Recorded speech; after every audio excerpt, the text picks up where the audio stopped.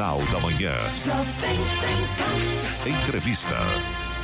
Nós estamos recebendo aqui nos estúdios o ex-deputado federal e agora pré-candidato a deputado federal, Flavinho. Flavinho, bom dia, muito obrigado pela sua presença. Bom dia, alegria estar com vocês aqui mais uma vez. Faz tempo que eu não passo por aqui, né? Tava com saudade já aqui dos microfones da Jovem Pan, mas estava seguindo meu ministério, meu trabalho de evangelização e agora voltando, como você disse, para pleitear, não é, mais uma vez esse espaço que nós temos que ocupar na política brasileira, saindo como pré-candidato a deputado federal aqui não só pela nossa região, mas pelo estado de São Paulo, né? Feliz de estar com vocês aqui mais uma vez. Muito obrigada. Queria falar exatamente sobre isso, né? Você foi eleito deputado federal em 2014, sim, com mais de 90 mil votos, né?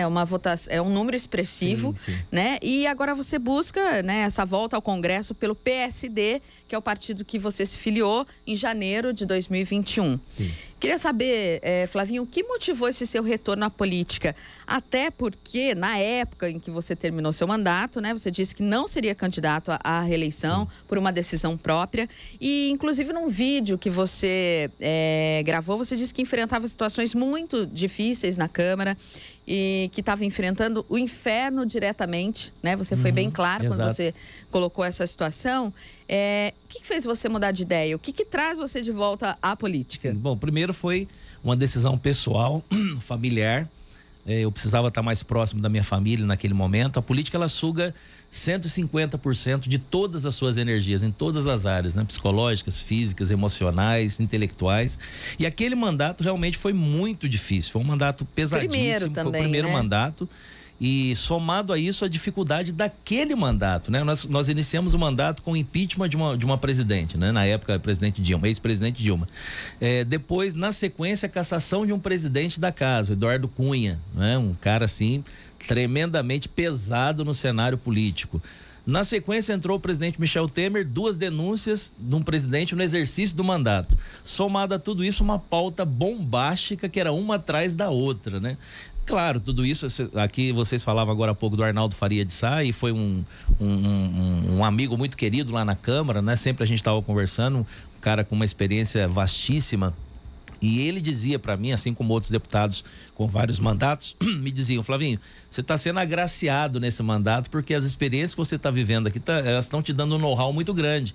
A gente precisaria passar 5, 6, 7, 8 mandatos aqui dentro para ter o know-how que você está tendo só nesse mandato. Então, enfim, juntando tudo isso, claro, somado a essa realidade pessoal e familiar especialmente, eu tomei a decisão de não sair candidato naquele momento. Ao mesmo tempo, Giovana, foi um testemunho, porque ninguém abre mão do poder com tanta facilidade assim, estando numa esfera federal como eu estava. O que eu ouvia também dos deputados era o seguinte: você tá louco, rapaz, você tá com uma reeleição garantida, como deputado federal, você pode encerrar, né, a sua vida aqui trabalhando como deputado federal, e você abre mão no auge, né, da sua carreira política, enfim, quando você está começando e está muito bem, teve um mandato muito frutuoso, muito concreto. E naquele momento eu estava como relator da Comissão Especial Escola Sem Partido, enfim, estava uma série de coisas acontecendo e eu abri mão do poder, abri mão de uma reeleição garantida. E você me perguntava por que eu estou voltando, né? Não estou voltando pelo poder, porque abri mão do poder naquele momento. Eu tinha decidido, junto com a minha esposa, conversando, nós somos católicos, né? Sou missionário católico, evangelizador, em oração e também em diálogo com a minha esposa. Decidimos que eu ia retomar o meu ministério, que eu não parei no meu mandato, mas tive que diminuir bastante o ritmo. E naquele momento, então, eu retomei o meu ministério, o meu trabalho de evangelização, viajando pelo Brasil, pelo mundo inteiro. E aí, passado esse tempo, o nosso coração foi de novo ali sendo pacificado por Deus, né? Para dizer assim: olha, tá na hora de retomar essa conversa. Eu descobri que eu tenho uma vocação à vida pública. O mandato me deixou isso muito claro para mim, para as pessoas, porque realmente eu pude cumprir o mandato realizando muitas coisas importantes para o nosso estado, para a nossa região. E naquele momento, eu e minha esposa, a gente conversando, a gente viu que era momento de retomar, então, essa conversa. E interessante que nesse mesmo momento, ou um pouquinho depois, eu fui convidado pelo Zé Luiz, o vereador Zé Luiz, aqui de São José dos Campos, do PSD, para uma conversa através de um padre, que é amigo comum, né? O padre Paulo Renato. E o Zé Luiz conversando com ele, falando que queria encontrar um nome na cidade, na região, para poder apoiar, para ter um nome forte na cidade, que estava carente de lideranças, enfim, na política.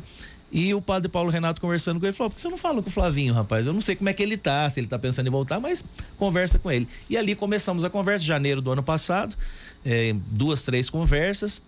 Chegamos a esse ponto, então, de que eu voltaria para a política como pré-candidato. O ministro Kassab, então, presidente do PSD, veio até São José dos Campos, fez a minha filiação e a partir dali começamos. Não tinha essa formatação que tem hoje do PSD, né? Com o Felício e todos aqueles que vieram com o grupo, né? Para o PSD. Foi antes disso tudo acontecer. Antes de tudo, janeiro do ano passado. Flavinho, você estava comentando com a gente em relação a esse seu primeiro mandato, que foi um mandato bomba, né? Por tudo isso que você falou. Agora, você não fazia parte da política, você tem uma carreira longa, muito sólida nessa área missionária, né? Com palestras, discos, CDs e tudo mais. Coisa. Você tinha ideia do que você ia encontrar na política? Quer dizer, você tinha assim, vou sair candidato a deputado. Mas e aí, você tinha uma noção do que você enfrentaria quando chegasse lá? E aí, quando você chegou, foi muito diferente do que você imaginou? Aliás, eu até quero complementar essa pergunta do Eloy, dizendo o seguinte: você já começou como deputado federal, né? Geralmente a pessoa começa como vereador, e aí depois deputado estadual, e depois deputado federal. Quer dizer, você já começou lá, né, em cima. Já pulou alguns degraus. Né? Talvez, se você tivesse começado como vereador, enfim, e feito esse processo, seria mais fácil? Eu acho que são dinâmicas diferentes, né? Normalmente quem quer fazer uma carreira na política, que não é o meu caso, né? Como eu disse, eu descobri uma vocação à vida pública e quero prestar esse serviço, né? Para mim, na verdade, o mandato parlamentar, como eu assumi, agora pleiteio eu assumi novamente, é um agregado à minha missão, ou seja, eu como cristão, eu preciso transformar a sociedade a partir dos meus valores, meus princípios, né? E o cristianismo, ele é muito claro no cuidado da dignidade da pessoa humana, a transformação das estruturas sociais para que aconteça justiça, né? Para que todos nós tenhamos aquilo que é direito de cada um de nós. Então, na verdade, assim, eu até pensei na época, sabe? Eu vou começar como vereador aqui em São José dos Campos. Quando eu cheguei aqui, porque eu sou de Guaratinguetá, sou guaratinguetaense. Mas você está há 13 anos morando em São José dos Campos. Minha vida toda quase eu passei lá em Cachoeira Paulista, na Canção Nova, né? Fui missionário da Canção Nova, sou voluntário na obra, não moro mais dentro do núcleo da comunidade há 13 anos, quando eu vim para cá, mas o meu vínculo com a comunidade Canção Nova, ele é total, né? Ali está, as minhas raízes estão ali. E saí de lá, vim para São José dos Campos, em 2009. E aí, bom, comecei a conversa com algumas pessoas aqui na época e pensava, né? Começar como vereador e tal, porque lá é uma loucura, né? Pensando lá na Câmara, né? Como o Eloy perguntava, aquele caldeirão que é lá, né? Todo mundo fala que aquilo lá é um caldeirão, que é negócio todo. E pensava em começar como vereador. Mas com o passar do tempo, foi ficando claro para mim que o que eu já tinha vivido até então, toda a minha experiência, como o Eloy dizia, eu viajei para mais de 25 países, quase 30 países. Já andei o Brasil inteiro. Tenho 34 anos de ministério, né? Sou comunicador também e com isso a gente tem a possibilidade de ter muitos contatos, muitas experiências. E quando coloquei tudo isso na balança, eu vi, eu já tenho carga, já tenho bagagem, possibilidade de galgar um passo maior para poder então fazer mais. Quando eu pensava na Câmara Federal era para poder fazer mais. Como vereador não quer dizer que eu faço menos, mas na minha realidade, na minha dinâmica, a exigência já era maior. Eu já tinha que dar um passo maior e ir para a Câmara dos Deputados, né? E claro, me coloquei à disposição e o povo achou que era possível naquele momento, como você disse, com mais de 90 mil votos. Agora, quando cheguei lá, Eloy, realmente assim, eu não imaginava que era aquilo. Digo no sentido positivo e negativo, não só o negativo. Porque muitas vezes a gente, aqui fora, imagina a Câmara exatamente como o pior lugar do mundo, as piores pessoas do mundo, mas não é isso. É um ambiente onde existem muitas pessoas competentes, responsáveis, com desejo de transformar, cada uma na sua dinâmica, claro. Posso dizer que 99% lá não militam nas pautas que eu milito, não defendem o que eu defendo, mas diante das suas verdades, cada um ali quer fazer o melhor para o país, né? Agora, é uma loucura, aquilo lá é uma loucura, né? Realmente tem hora que é insano. Eu me lembro no meu mandato, a gente varava madrugadas. Hoje eu vejo pouquíssimo isso acontecer, mas com o Eduardo Cunha, era 3, 4, 5 horas da manhã, nós estávamos lá dentro da Câmara votando e pauta louca, assim, que você tinha que ir, e ele fazendo aquelas aquelas manobras que ele fazia para tentar enfiar a goela abaixo do parlamento o que ele queria, a gente tinha que dar ali, tinha que catar os cavacos, como diz aqui no nosso termo, catar os cavacos lá para você conseguir dar conta das coisas.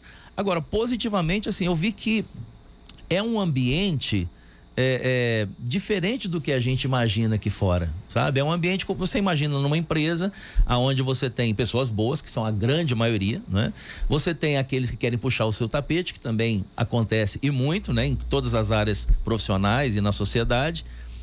E uma minoria que realmente, assim, é aquela maçã podre, que daí você sabe, e eu digo com toda tranquilidade, desses eu nem me aproximava, e não se aproximavam de mim, porque não tinha conectividade, entendeu? Agora, era um ambiente onde você tinha a possibilidade de trabalhar tranquilamente, você fazer o que você se dispunha a fazer, e a partir dali, claro, é o lugar onde é dali que as coisas acontecem, é dali que emana todas as decisões e as soluções para o nosso país. Então, assim, é um ambiente que a gente precisa estar. Quem tem a vocação à vida pública não pode ter medo de estar na política, porque a gente precisa estar aí, sim. Nós estamos conversando com o pré-candidato a deputado federal pelo PSD, Flavinho. Estamos recebendo aqui no estúdio o ex-deputado federal e agora pré-candidato pelo PSD, o Flavinho. Flavinho, a gente conversando, né, sobre o seu mandato lá como deputado federal, e você foi eleito pelo PSB e depois se filiou ao PSC. Agora aceitou o convite, então, do PSD. Eu queria saber um pouquinho qual foi o critério para a sua escolha com relação ao partido. Bom, antes de mais nada, o meu primeiro critério na política é não ser passional. O que é natural na política, passionalidade. O que eu aprendi nesse tempo na política, não só no mandato antes e depois também, é que a passionalidade na política, ela emburrece, ela cega. E claro que a paixão, a passionalidade, ela empurra, mas você não pode permanecer no embalo da passionalidade. Você tem que virar a chavinha e entrar na racionalidade. Então, assim, eu não tenho isso na política, graças a Deus. Então, não tendo isso, eu também não tenho essa coisa do apego passional a partidos, né? Ideológico, eu estou no partido por questão ideológica, aquela coisa. Não, eu tenho que achar um partido que, primeiro, me dê o conforto da independência para eu poder atuar conforme as minhas bandeiras. Esse sempre foi o ponto principal. Independência para eu atuar defendendo as minhas bandeiras, que são pesadas de serem defendidas. Defesa da família tradicional. Eu não apoio, não concordo e de forma alguma defenderei em algum momento bandeiras LGBTQIA+. Não concordo, porque é o meu direito como cidadão. Eu tenho o direito de defender aquilo que eu acredito. Eu acredito na família tradicional. Respeito a opção, chame como quiser, sexual de quem for, porém eu não apoio, é a minha bandeira, né? A minha bandeira é a vida, eu sou contra o aborto em todas as formas, em todas, inclusive as que estão previstas de não serem criminalizadas na lei vigente no nosso país. Eu sou contra, então eu tenho o direito. Se o partido me dá essa independência, esse partido ele é passível de ser ali então analisado para que eu possa estar nele. Foi assim no PSB. Eu entrei na política pelo PSB e na época o Márcio França, né, que foi governador do estado, o Eduardo Campos era o candidato a presidente. E os dois, conversei primeiro com o Márcio França em São Paulo, o Márcio me levou para São Paulo, para Brasília, para conversar com o Eduardo Campos. E a conversa foi exatamente nesses termos que eu estou dizendo. Olha, eu defendo isso. Não concordo com isso. Se você me der autonomia e liberdade para atuar no partido, é o que eu preciso. Não preciso de mais nada. Não quero cargos, não quero nada disso. Eu quero autonomia e independência. Assim eu ouvi da boca do Eduardo Campos. Você vai ter total independência e autonomia. Assim foi ao longo do meu mandato. Eu cumpri meu mandato inteiro no PSB. No final, na janela, porque lá no finalzinho eu comecei a ter um pequeno incômodo, né? Especialmente com o PSB Mulher. Não tinha nenhum problema com o PSB LGBT. Muito pelo contrário, tínhamos uma excelente relação lá em Brasília. Mas na época o PSB Mulher fez uma carta aberta, tal, não teve nenhum efeito, mas assim, causou um desconforto dentro do partido e eu não quis causar esse desconforto pro presidente do partido, Carlos Siqueira. Era muito amigo, muito querido. Fui conversar com ele e disse, olha, na verdade eu sei que eu não tenho nenhum problema com você e com a nossa executiva, mas esse desconforto eu acho que não é legal, né? Então saí por essa questão, fui pro PSC. encerrei o meu mandato no PSC, que foi no ano eleitoral, 2018, se eu não me engano, né? O ano eleitoral. E terminei o mandato e não segui na vida pública como político, né? Não tinha nenhum cargo político, nada disso, então fiquei no PSC porque não tinha mais nenhum efeito concreto a minha atuação partidária, vamos dizer assim. Quando fui procurado pelo Zé Luiz no PSD, analisei da mesma forma, né? E conversando com o Zé Luiz, que também é um vereador católico da nossa cidade, muito atuante aqui na Paróquia Espírito Santo, vi que ali eu teria um conforto para atuar já a partir daquele que me convidava. Me lembrei da atuação da bancada do PSD na Câmara Federal, vi que tinham independência, conhecia praticamente todos os deputados da bancada, via que tinham liberdade e independência de atuação nas pautas de costumes, que são essas que eu disse aqui, claro, além de outras, e então me decidi para o PSD. Mas basicamente, Giovana, por isso, porque não tenho paixão ideológica na política, né? E cristianismo não é ideologia. Você defende a ideologia do cristianismo. Não, cristianismo não é ideologia, né? Cristianismo é fato concreto, né? São atitudes que transformam a vida das pessoas e partem de uma pessoa, que é Jesus Cristo. Então não é ideologia. O resto tudo é ideologia. Então eu não defendo ideologia. Flavinho, falando exatamente dessa questão, você é muito ligado, fortemente ligado a essa questão religiosa, né? Até a sua vocação, acho que se manifestou bem cedo. Quando o quê? 15 anos, mais ou menos? 15 anos, comecei a participar em grupo de jovens. E aí essa vocação se manifestou de uma forma muito consistente ao longo da sua vida toda, né? E a gente conversava aqui no intervalo exatamente sobre a questão política, que também é meio que, para quem realmente quer fazer de verdade alguma coisa pelo país, é meio que uma vocação também, né? A vocação religiosa a gente entende, a gente conhece, né? Até muitas pessoas próximas a gente mesmo tem essa percepção. E essa vocação política, como é que isso apareceu na sua vida? Na verdade, surgiu do nada assim ou foi sendo construído aos poucos? Interessante. Fatos, como é que foi isso? Isso é interessante porque, como você mesmo disse, eu comecei muito cedo, com 15 anos eu comecei a participar em grupo de jovens a convite da minha esposa, né? Eu ia pra discoteca, ela ia pro grupo de jovens, na época era discoteca, não era balada, rave, nada disso, né? Já descobrimos mais uma informação, Giovana, relevante, ou seja, a atual esposa dele já se conhecem desde adolescentes. Desde 12 anos, olha né? só. Achei que você ia falar a idade. Não, essa parte a gente deixa pra lá.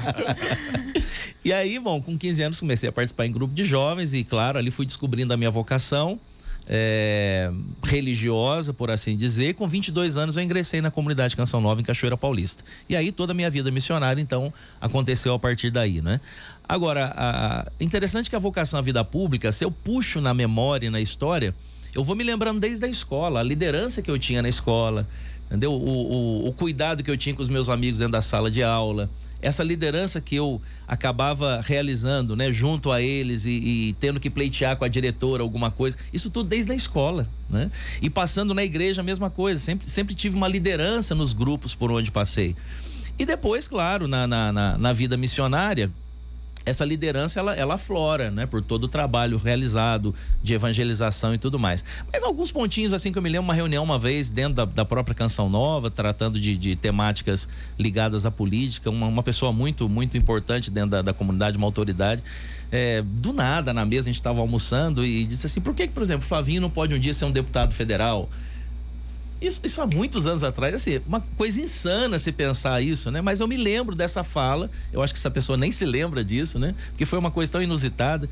E depois eu morando na Canção Nova em Aracaju, um porteiro que tinha lá no condomínio que a gente morava, uma pessoa, assim, muito, muito querida, era uma pessoa extremamente fora do meu contexto, né? Inclusive usuário de droga e tudo mais, mas a gente tinha um carinho muito grande um pelo outro, eu fazia questão de estar presente na vida dele. Eu me lembro que um dia eu saindo do prédio onde eu morava, no apartamento, indo pro carro, ele saiu da guarita e falou assim, ô, meu deputado, como é que o senhor tá? Bom dia. Eu falei, que deputado, rapaz, você tá louco, que história que é essa? Então, assim, essas coisinhas que quando a gente vai puxando na memória, a gente vai vendo que tem, a gente que crê em Deus, que tem uma visão religiosa dos fatos, a gente vai fazendo a leitura a partir de Deus, vai vendo que tinha um chamado, né? Tinha uma semente que foi semeada e ela foi sendo cuidada ao longo do tempo. E claro, e aí depois isso vai aflorando até um ponto que você já... A vocação é assim, casamento, vida profissional, seja o que for. A vocação, ela vai como que eclodindo daquela semente, né? E chega uma hora que a planta tem que sair, né? Ela tem que sair debaixo da terra. Então isso aconteceu comigo, acho que quando eu vim para cá especialmente, né? Eu já vim mais ou menos com esse sentimento no coração, um incômodo, e aqui quando cheguei em São José dos Campos a planta eclodiu, né?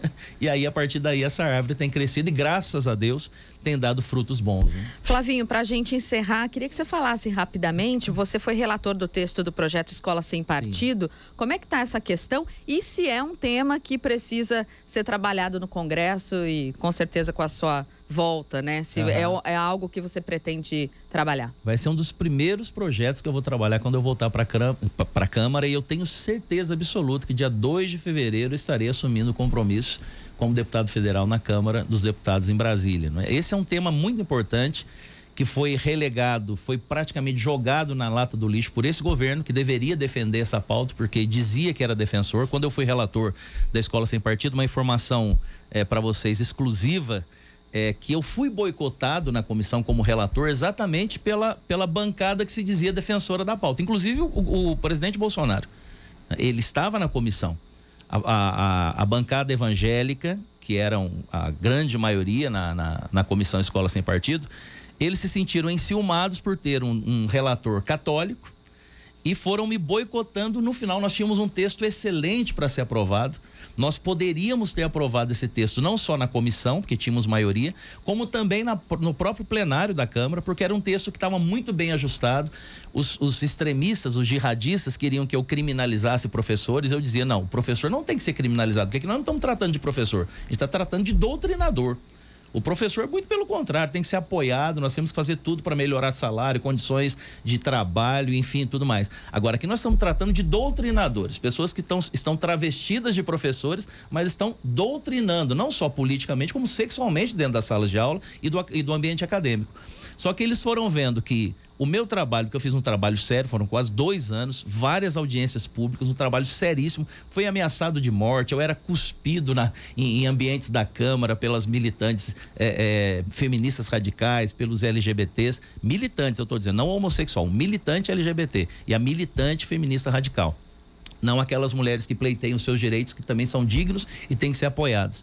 E ao final eles foram vendo que esse trabalho foi tendo relevância, eles começaram a boicotar. Então, na última reunião que nós tivemos na comissão, que poderíamos votar, eu fui boicotado inclusive pelo próprio presidente da comissão, que também é evangélico hoje, e também era um colega ali querido, senador Marcos Rogério, na época era o deputado Marcos Rogério, era o presidente da comissão, e claramente a comissão foi boicotada por aqueles que deveriam apoiá-la.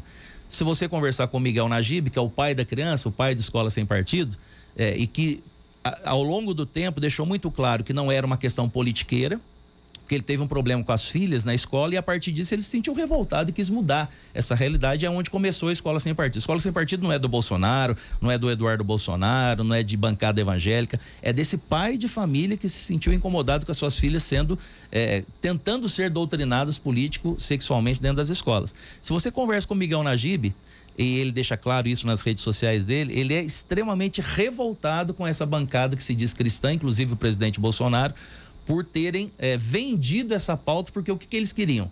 Não aprovar o meu relatório para entrar nesse mandato que está encerrando agora com a pauta de novo para eles poderem surfar na crista da onda. Só que o que eles fizeram? Nada. E o problema continua, nossas crianças, jovens e adolescentes e também no ambiente acadêmico continuam sofrendo esses assédios, essa doutrinação político-partidária e ideológica, e infelizmente esse governo não fez nada para mudar isso.